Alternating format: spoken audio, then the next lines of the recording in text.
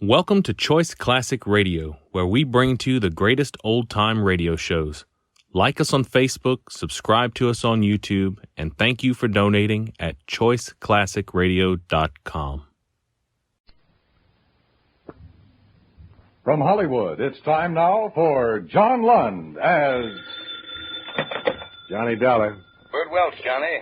Want to give my regards to Broadway? You mean tell all the boys at 42nd Street? No, 46th Street. Want you to run down there and see a theatrical agent named Lou Waltham. What's the pitch? Well, he handles a lot of high-priced talent and insures them with us for all sorts of things. Accidents, injuries, misperformances, the usual. Well, what's the trouble? Actually, I don't know. But I want you to check on an application he made for overall coverage on Kay Bellamy. The singer? Yeah.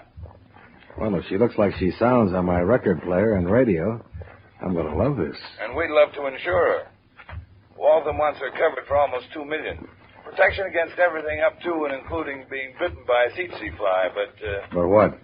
The answers to the application questions don't seem to check out. I think we'd like to know a little more about the girl. As a matter of fact, I think Waltham would like to know a little more himself. Well, that makes three of us, because now you got me interested.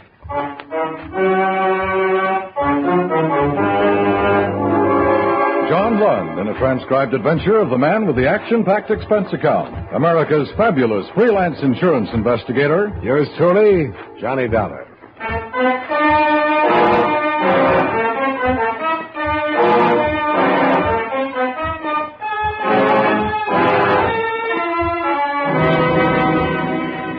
Expense account submitted by Special Investigator Johnny Dollar to Home Office Hemispheric Insurance Company, Hartford, Connecticut. The following is an accounting of expenditures during my investigation of the Kay Bellamy matter. Expense account item 1, $22.40. Plane fare and incidentals from Hartford to New York and cab fare to the Madhouse on 46 off Broadway, where Lou Waltham housed his talent enterprises. I ran the gamut of would-be thespians, and his haggard secretary covered my rear valiantly as I plowed my way from the outer office to the inner sanctum. You're the guy from the insurance company? Yeah. Is it always like that out there? I think I went suddenly deaf. Yeah, you're all right. This office is soundproof. I go nuts if I listen to that yammering all day. There's Lou Waltham. Boy, Welch told me to send you down. About the policy you want him to write on Kay Bellamy. He doesn't think the application is as neat as it might be. Well, she's a valuable hunk of talent. I gotta have coverage. Well, then we need information. I need some myself. This time has been a headache from a word go. Maybe you better tell me about it. I'll give it to you straight. I picked Kay up, well, a little more than 2 years ago. She was nothing, nobody. Doing a strip and burlesque, singing a song, once in a while. I heard something in her voice, though, something them other guys missed. I signed her, had her trained, got her a good deal. Well, of course, that's my business. Sure. She knocks down $1,000 a week on her radio show, more on records. I could put her into the $5,000 class in no time, but... For what? Huh? Well, I'm going to tell you. See, she won't let me. She keeps sending me to the aspirin factory. Look, man, let me tell you this. 2 months ago, I get her a picture deal, Hollywood. Got it all sewed up. Big dough, billing. So what happens? I tell her and she screams like a banshee. No pictures. What is she, a screwball? Screwball? Take any nutnet out of office out there and I'd lay 8 to 5 and handling them would be a vacation after Kay Bellamy. I may be talking myself right out of the policy I want. But listen, you want to know something? One of the things she does... Go ahead. Figure this, will you? In between her radio shows, she disappears for a whole week. For months, I couldn't never find her except on show days. Till I found out. Where does she go? So help me, you can sue me if I'm lying. She spends her time working in burlesque. What? You know what I mean? $1,000 a week on one radio show, but she goes around playing zip the rest of the time for $75 a week under the name of Don LaValle. Are you sure? I followed her. I seen her with my own eyes. You talk to her about it? I talked to her blue in her face. She freezes and tells me to mind my own business. She'll go get another agent. You know, Mr. Waltham, I think you'd better get another insurance company. Now, look. I do a lot of business, which you'll find. No trouble. This girl is valuable property. Give me a break, eh? Maybe you could talk to her. Maybe she just hates agents. All right, Mr. Waltham. Where can I find her? Boston. Boston? Doing burlesque in Boston? Listen, there they need it. Hey, you an expense account? Yeah, why? Well, I'll give you a pass to the theater up there. You can knock down the admission price and stick it in your kick, okay? Thanks. Thanks a million. What are you laughing? A buck's a buck, ain't it?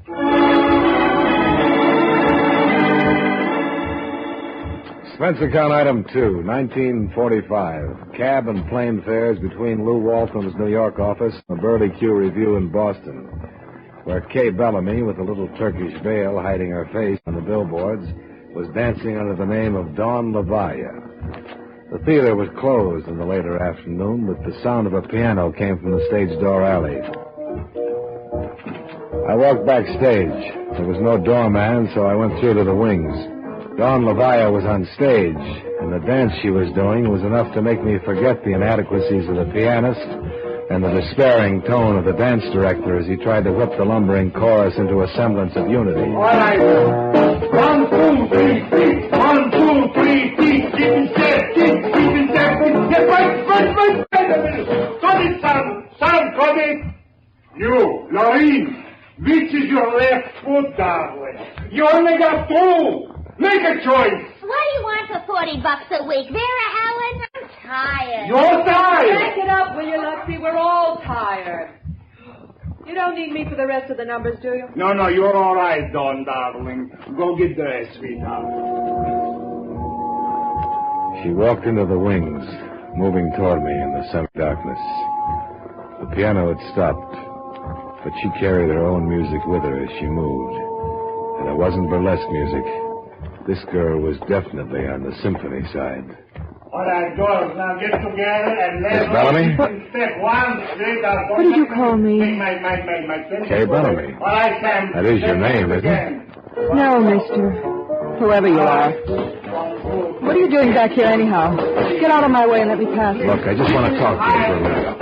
My name is Dollar. I'm from Hemispheric Insurance. Look, Farrell, maybe you didn't hear the lady. She told you to get out of here. Go get dressed, baby. I'll cool this stage door down and wait for you. All right, Cole.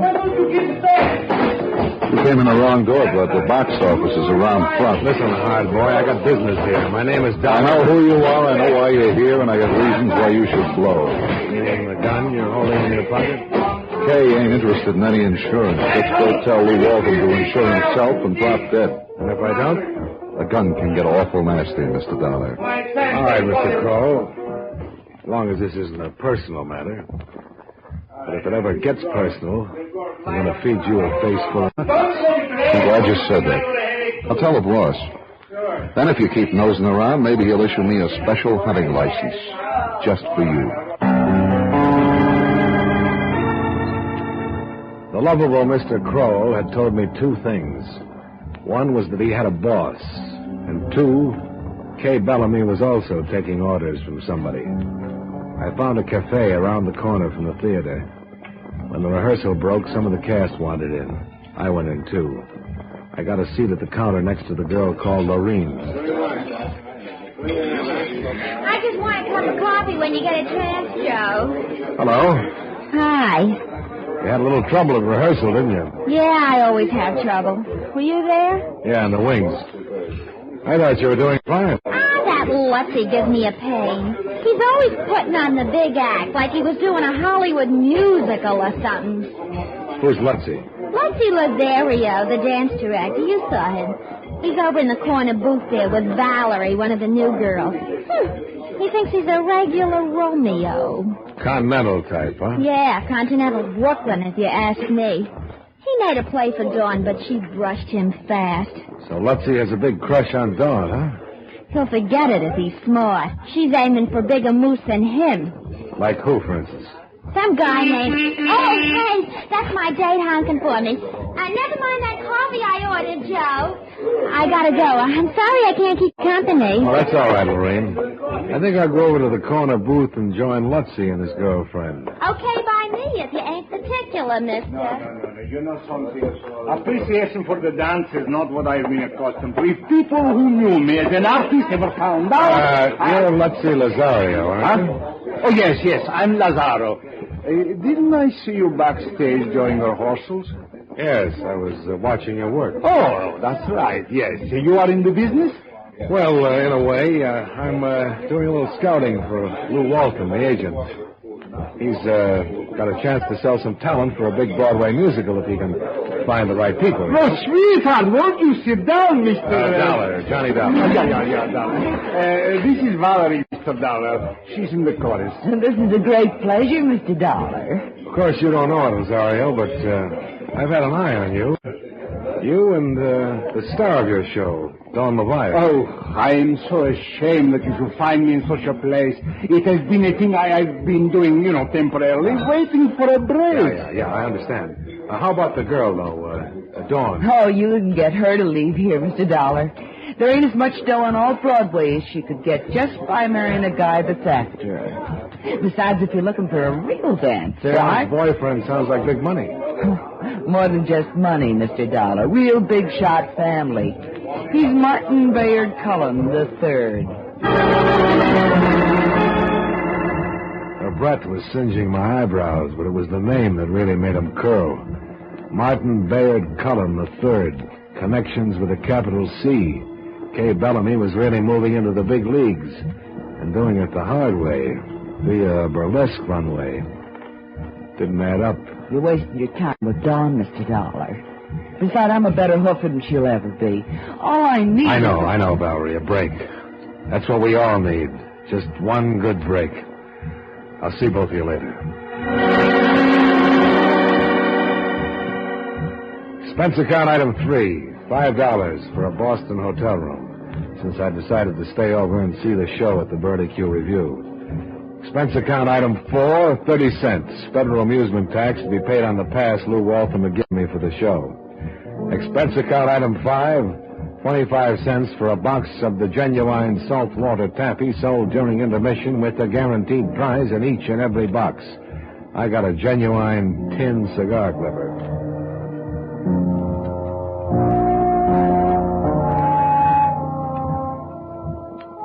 I watched Kay Bellamy, masquerading as Dawn Leviat, take off everything the law would allow except the veil that covered the lower half of her face. Then, emotionally exhausted, I went back to my hotel and slept. It was noon when I was wakened by a knock on the door.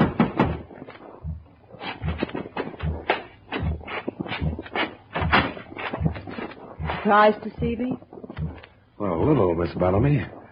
You weren't happy with me yesterday. Well, I was angry with Lou Waltham for sending you. See, Mr. Dollar, I started out in burlesque, and frankly, for some reason, I like it, that's all. Ah, you must, to mix it with a $1,000 a week radio career. Sometimes a farm kid makes good in a big city, gets his own swimming pool. But when he gets a chance, he takes off his shoes and goes wading in the brook. Sometimes. That's the way it is with me. A lie like that ought to get your pretty mouth washed out with soap. Why should I lie to you? Besides, Lou Waltham has no right to insure me unless I want myself insured, does he? So why don't you forget it? And let's be friends. Johnny Dollar. Johnny, Bert Welch. I've had an awful time finding you. A few more minutes and I put through a call to you, Bert. Think you'd better forget about that Kay Bellamy policy Waltham wanted. The lady doesn't want to be insured. Even if she did, it wouldn't matter now. What do you mean? Lou Waltham is dead. What? He was shot and killed in his private office sometime this morning. Police just found the body.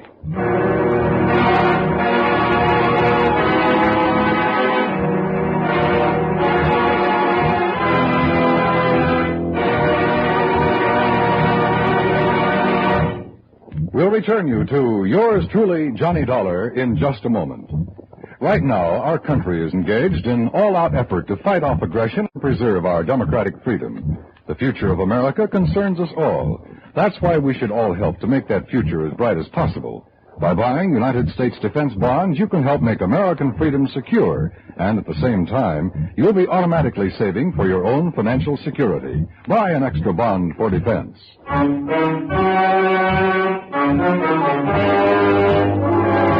Now, with our star John Lund, we bring you the second act of yours truly, Johnny Dollar.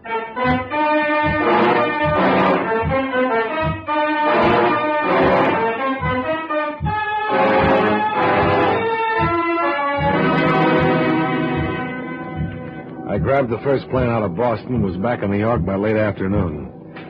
Charlie Dyer from the police lab was going over Lou Waltham's private office with dusting powder and camera. Some of them actors still outside? Yeah. Charlie, you find anything? About 200 sets of fingerprints, all different. This one's going to be fun. Probably turn out that Shakespeare did it. Well, half the talent in the outer office there might confess if they were sure the last meal is all it's cracked up to be. Mm-hmm. Maybe they're waiting to see if we're going to cast pallbearers. Hey, what are you doing here? Just looking over some papers on the desk, Charlie. Oh, come off it, Dollar. You know better than that. The lieutenant finds out I let you in here, he'd All right, call... Charlie. Look, just give me one break. You got the keys to this file cabinet? Yeah, why? Open it for me, will you? Just this one drawer, A through C. Come on, Charlie. Can't hurt anything. Oh, there's nothing in those files but contracts, Johnny. I know. I just want to look up a few things on Kay Bellamy. Singer? You think she did it? No, but... Well, I want to see the file, that's all. Come on, Charlie, will you? One peek. 5 minutes. All right. I finished that side of the room anyhow.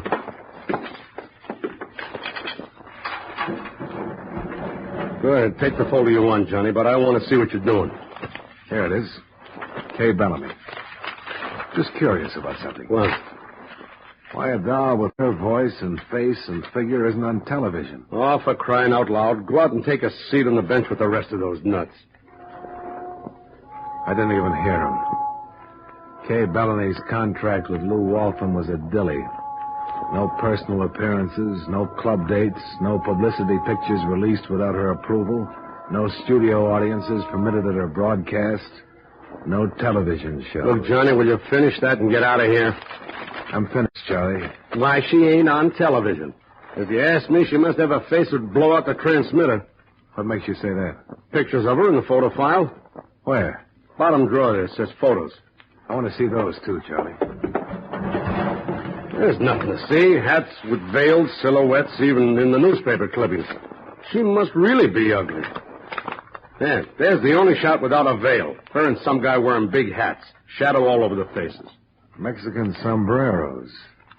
Mule and cart in the background. This must have been snapped in Mexico. Come on, put them back, Johnny, and clear out. There's nothing to see. He was wrong. There was something to see in that Mexican photo, all right.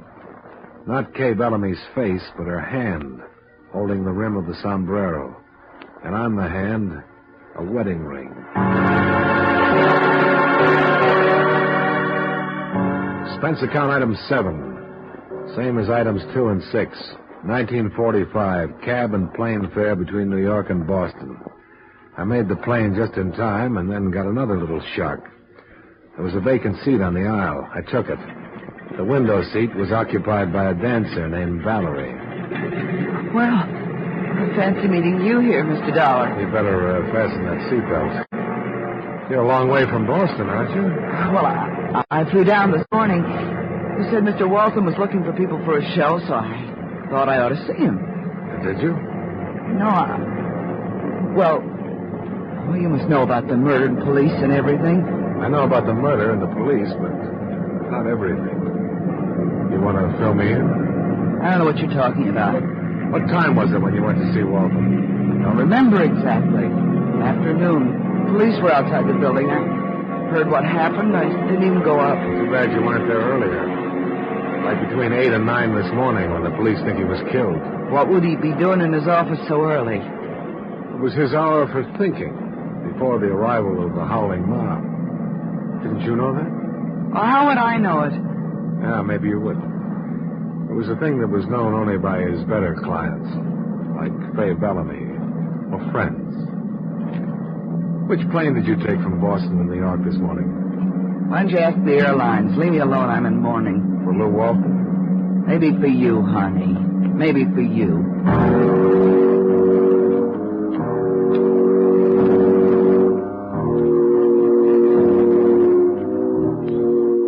A lot of people were tying up together, and they were all tying around Kay Bellamy. But there was still no sign of the payoff. I had to find out where Martin Bayard Cullen III came into the picture. When we reached Boston, I taxied out to the exclusive Back Bay mansion that had housed the Cullens for generations. Martin III received me in the library. Your card says you're an insurance investigator. Whatever your business is, I would prefer it if you would take the matter up with my business counselor. Well, it's the kind of business they might know about. I want some information about a girl you've been seeing. What girl and what sort of information? Dawn Levi at the Burley Q Review. I'll answer any questions concerning Dawn. Look, Cullen, this is important. A man has been murdered. Are you implying that Dawn is involved in a murder? I'm not implying. I'm saying it right out. Are you going to get out of here, Mr. Dollar, or shall I throw you out? Now, don't try. You might bend your suit. You're being a sucker about your lady love, Cullen. She's been working you for something, hasn't she? Some kind of a favor? Something? Yes. What kind of a favor? Maybe the key to a murder, Cullen. You may help her later if she's involved, but you can't cover for her. All right. There's a man in the federal penitentiary. Her uncle. His name is Fred Bellamy. She asked me to use my influence to have him moved from a West Coast prison to one in the East where members of the family will be able to visit him. Fred Bellamy? That's right. You think you can make murder out of that? Listen, chum. Do you think Dawn Levi is really her name? I never asked, frankly. Well, you should have. Not that she'd have told you. But her real name is Kay Bellamy. Kay Bellamy. And 5 will get you 10 that Fred Bellamy is her husband, not her uncle. If he was married, the police would have known it. Not if he was married in Mexico. But he's been in jail for 5 years. Yeah. And an eyewitness who helped to convict him swore that a girl drove the getaway car. You've been out with her, Cullen. You ever show her face in public? I know. She always wears a hat with a veil. She never liked crowded places. I've been taken in, haven't I? Happens to the best of us. But for your sake, I hope you didn't try to arrange that favor. I'm afraid I did, though. Bellamy should be aboard a train headed east right now. Well, then you'd better call everybody you know in Washington and get them to call out the Marines or something, because somebody's going to make a pitch to yank Bellamy off that train.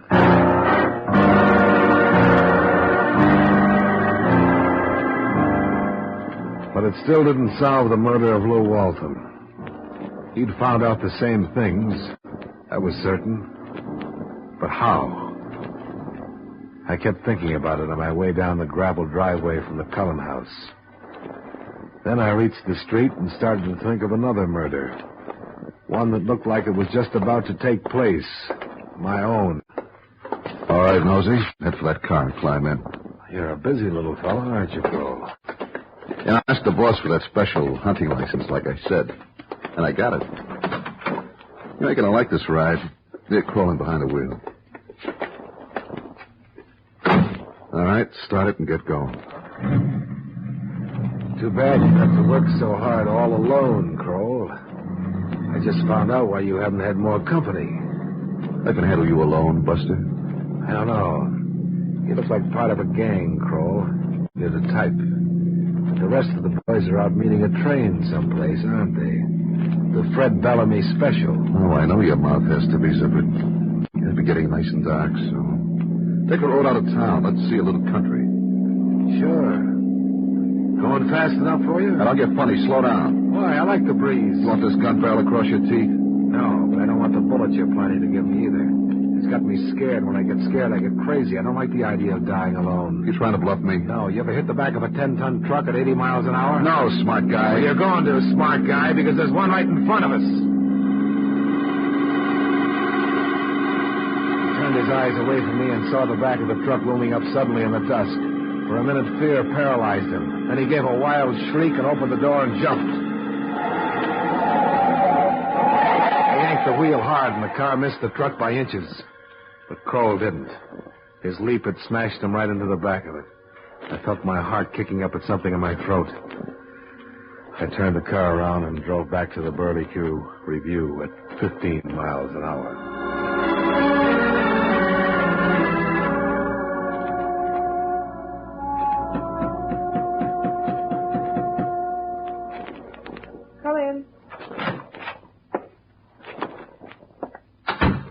Hello, Kay. Oh, that's you. Yeah. Tired of running, Kay? Yeah, tired. Your husband isn't going to get off that train. The gang will be picked up, too. I know.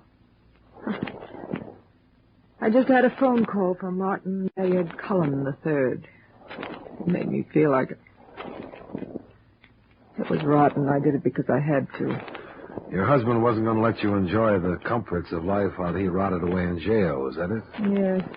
He let me take the radio job because he thought he might be able to buy his way out with the money. Out of a federal pen? He was dreaming. I'm glad it's over. He had Kroll and the other boys watching me.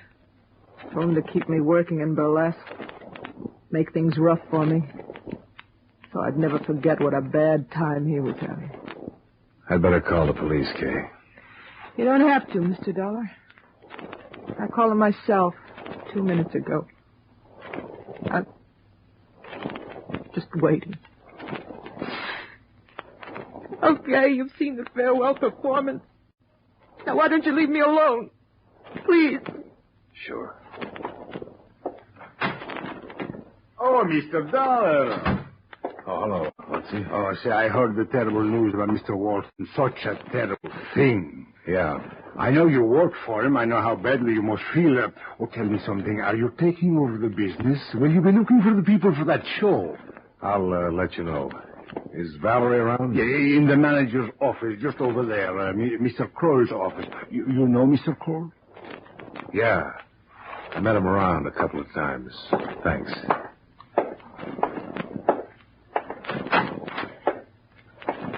Hello, Valerie. You. Where's Kroll? I don't know for sure. Maybe out on the highway, maybe in the morgue by now. The morgue? His hunting license expired. You lost your boyfriend. He was nothing to me. No? Then why did you follow me to Cullen's house and then tip him off that I was there? I don't know what you're talking about. Let's try something else then. You went to New York with him when he killed Waltham, but you took different planes coming back. All right. So he killed Waltham, and now he's dead. What does that make me? An accessory. No. No, look. Listen to me, Mr. Dollar. I didn't know what he was going to do. I didn't even know why he was going to see Waltham. First I knew it was trouble was when I was sitting in the outer office and I heard them yelling, and then I heard a shot. You mean Kroll was in the private office with Waltham? You didn't see them together? I couldn't. The door was closed. Too bad you heard that shot then, because it makes you sound like a liar. Waltham's private office was completely soundproof. I see. Oh, sure. You're a nice, peaceful girl, all right. Let go of it. That's better. Police will be here soon with a wagon. You better put something on so you don't catch cold.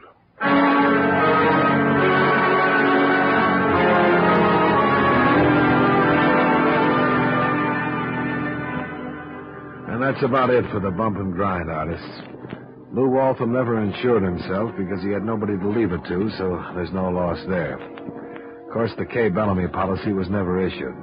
You lose a fat premium, but don't fret over it. Clause 42A would have cost you a mint, the one about missing performances.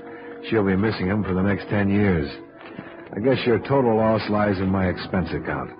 Item 8, $43 miscellaneous. Item 9, $6.10 train fare from Boston back to Hartford, Connecticut. Please note that I did not charge you for the admission pass that Waltham gave me to the Burley Q Review, nor did I charge you cab fare from the Cullen Mansion to town, since Kroll provided car service. Expense account total, $135.40. Yours truly, Johnny Dollar.